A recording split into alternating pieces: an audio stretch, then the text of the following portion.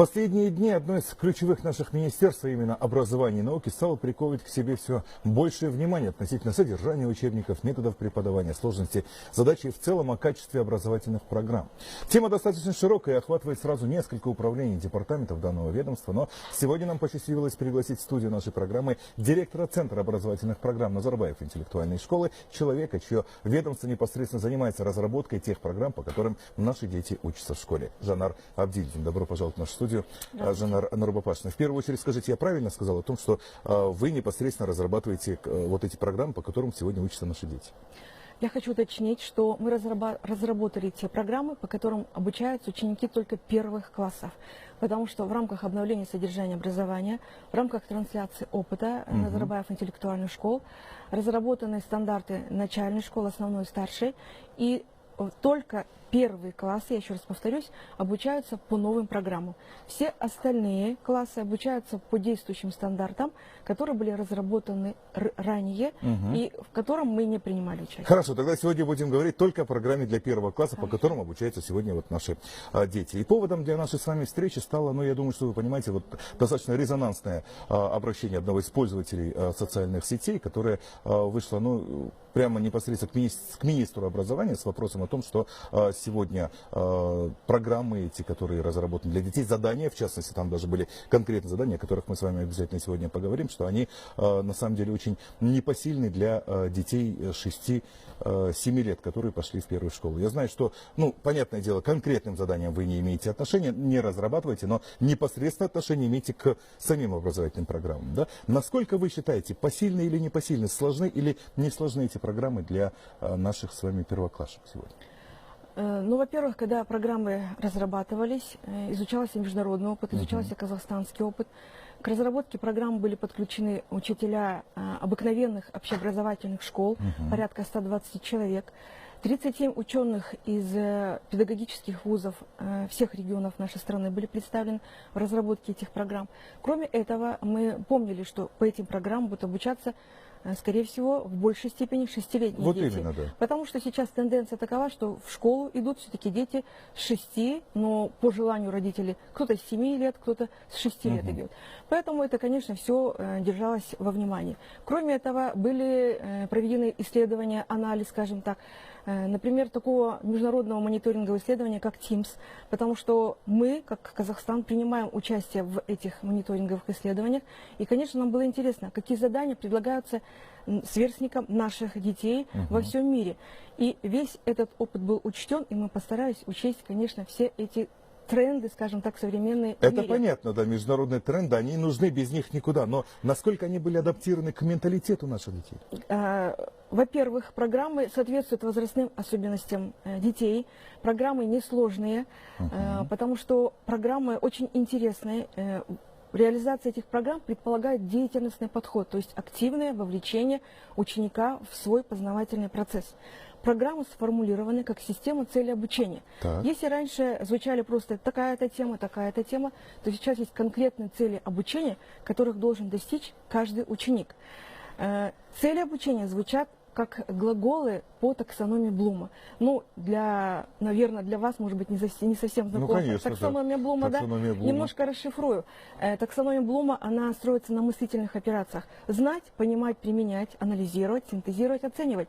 То есть мы должны учить наших детей уже с младшего возраста думать, размышлять, потому что это природосообразно этому возрасту. Ну, наверное, у вас у всех есть дети, и вы знаете, что как много вопросов задают дети именно в этом возрасте. Почему так, почему не так, а это что такое, почему так происходит, почему по-другому не происходит и так далее. Жанар Нурбапашевна, но с другой стороны, вот мы с вами выросли, да, без программы таксономии Блума, да, скажем, в первых классах. Хорошо, нельзя так сказать. 7 лет.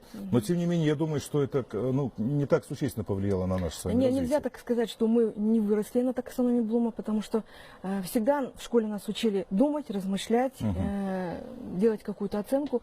Но в последнее время все больше и больше, вот, ну, к сожалению, учителя просто репродуктивно подают знания. Это идет простой пересказ материала. А сейчас вы знаете, что детей, удержать внимание наших детей, когда они сейчас у нас очень гиперактивные, просто подачи какой-то информации очень трудно.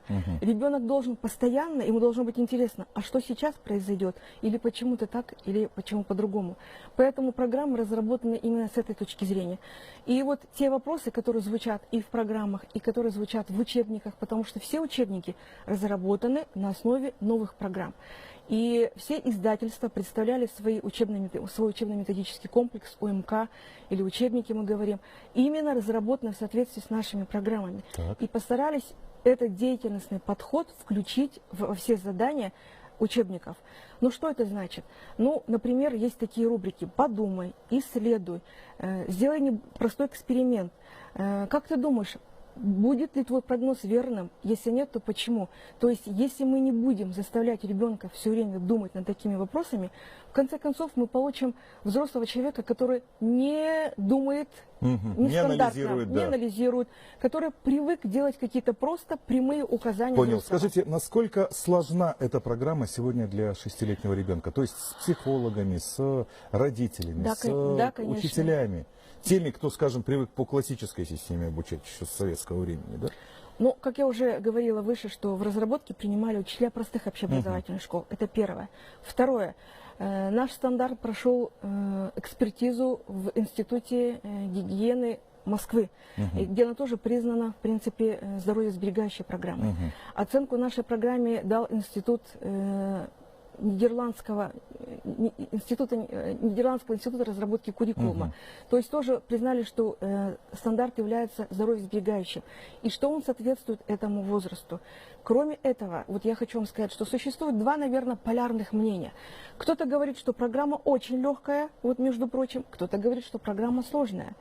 Кто-то говорит, что моему ребенку в предшколе было заниматься гораздо труднее, чем сейчас по вашим программам в 1 классе. Поэтому сколько людей, столько мнений. Программа рассчитана на среднего ученика, 6-7-летнего, который готов в этом возрасте уже воспринимать информацию и скажем, ничего сложного там нет, вот, для 6-летнего ребенка, да? Нет, сложно. Среднего. А вот откуда тогда вопрос в учебнике 1 класса относительно того, с какой скоростью двигаются два автомобиля, спускаясь с горы? Да? Ну, честно сказать, это и среднего класса, и старшеклассник наверняка это должен вычитывать, а не первоклассник. Тоже хочу уточнить, вопрос не звучит так, с какой скоростью. Высчитать скорость, да? Нет, даже не высчитать скорость. Такого вопроса там быть не может, потому что понятие скорость, дети знакомятся гораздо позже с этим понятием. Да. Вопрос звучит так: как ты думаешь, какая машина, грузовая или легковая, проедет дальше, если их спустить с наклонной плоскости? Вот и все. Ребенок имеет определенный жизненный опыт. Все дети, особенно мальчишки, пускают машинки из наклонной плоскости и по прямой плоскости. То есть здесь чисто на логику ребенка? Конечно, на логику ребенка. И, конечно, когда они увидят какой-то результат эксперимента, они задумаются, почему та машина, которая тяжелее, проехала дальше. Потом в старших классах, в основной школе, например, по курсу физики, ему легче воспринимать, например, такое понятие, как инерция и как массу, меру инертности. И вот хочу сказать про особенность наших программ. Программы разработаны на основе спирального подхода, то есть постепенное повторение, углубление и расширение материала из класса в класс. Наши цели разработаны обучение таким образом, что эта цель, начиная с 1 класса, доводится до 11 класса. Ну, можно вам задать такой вопрос? Конечно. Если, например, вот я задам вашему ребенку или ребенку 4-5 лет, если я на чашку весов поставлю стакан с простой водой и стакан с сахаром, и, допустим, отметка стоит на цифре там 0,5 или 1, как ты думаешь, если я сейчас сахар растворю в воде, вот эта вот отметка изменится? Станет меньше, больше, и, конечно, ребенок задумается. Кто-то скажет, да, наверное, станет легче, потому что сахар исчезнет, потому что он растворится. А когда он увидит, что стрелка осталась на месте, для его возраста этого достаточно. Он понимает. Ну, то есть вполне логически именно на этого ребенка. А вот прокомментируйте, пожалуйста, вопрос, который также есть в учебнике, и говорят, не знаю, вот честно сказать, не смог посмотреть сегодня ни для 1 класса, ни для дошколят, о том, что их просят назвать 5 краснокнижных птиц, которые обитают у нас в Казахстане. Но это речь идет, я так поняла, тоже из этого видеосюжета, что это речь идет о вопросе в предшкольном классе. И речь идет о том, что какие ты птицы знаешь, которые включены, вот тоже из этого сообщения, включены в Красную книгу. понятие «красная книга», все равно об этой красной книге ученик когда-то должен узнать. И если... Но если честно, сейчас не каждый взрослый ответит, какие птицы обитают Я в не- Казахстане, и тем более занесены в Красную книгу. Не, ну нашу. понятно, но я не думаю, что прям вот вопрос сразу возник ни из чего. Я думаю, что к этому были какие-то предварительные знания. Я думаю, что до этого вопроса педагог вообще говорил об этой книге. То есть вы Говорил- считаете, что это, возможно, из контекста Я думаю, что, да? скорее всего, так, потому что учитель, конечно, говорил, что нужно охранять природу, что есть вымирающие виды И наверняка животных и говорил птиц. еще до этого, какие А, есть у нас обитают птицы. Конечно, конечно. И Ну, просто- Надеемся. А вообще, как часто у нас разрабатываются программы вот подобные, скажите? Или это вот впервые у нас внедрена она? Ну, наверное, программы, которые направлены на развитие критического мышления, направлены на функциональное применение знаний, на развитие творческого мышления, дивергентного мышления. Я думаю, что программы разрабатываются впервые. И я не хочу сказать, что это так вот громкое такое заявление. Это тенденция во всем мире. Казахстан, вы знаете, что является, ну, как бы, скажем так, участником многих процессов, которые проводит ОСР. Мы, например, как Назарбаев интеллектуальной школы, являемся национальным координатором по направлению вот, в образовательном направлении и входим в этот состав, вот в этой рабочей группе, которая сейчас разрабатывает общую рамку, именно 2030 даже так называется. Рамка какая-то вот общая для всех стран именно в образовании. И понятно, что мы слышим, что проблемы во всем мире одинаковые, потому что система образования во всех странах мира это самая инертная система, которая очень, ну, с трудом, скажем так, меняется и принимает инновации. Еще вопрос такой, да, который волнует, думаю, что многих наших телезрителей. Подразумевает ли вот ваша программа для первого класса, сегодня говорим только об этом, да, скажем, наличие большого количества учебников? Опять же, все говорят о том, что пока собираешь этот учебник, там по 5-6 предметам, ну, грубо говоря, там вот тебе и 5-6 килограммов рюкзак, да? Но для 6-летнего ребенка, я не знаю, насколько это вредно, но не полезно это точно, да, скажем так, носить рюкзак. Все издательства разрабатывали учебники в соответствии с санитарными нормами Центра учебник. Все учебники, компоненты, каждый отдельный компонент, он не превышает 300 грамм, согласно этим санитарным нормам. Совсем без массы воздушными учебники быть не могут, мы же это прекрасно понимаем.